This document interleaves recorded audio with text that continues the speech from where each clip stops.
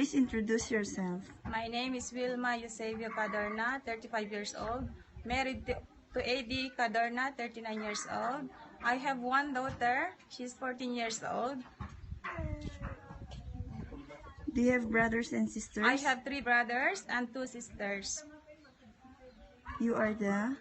I'm the second among the family. Do you have experience abroad? I have experience in abroad, in other country like Lebanon. I have experience from 2010 to 2014.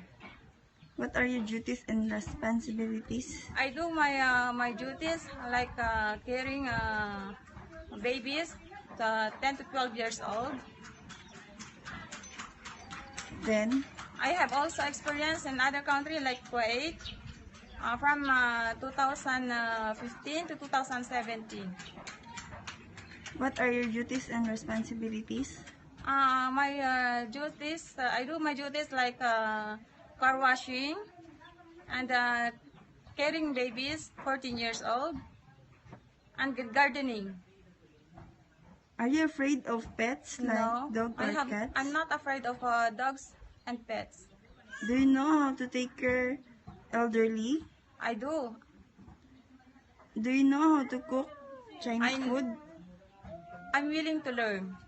If you will come to Hong Kong, who will take care of your child? My husband, Are you willing to work with other maids? yes, Would you mind if your holiday will be fixed by your employer? yes, Can you sing children's song? yes. Sing. Twinkle, twinkle, little star, how I know, how I wonder we are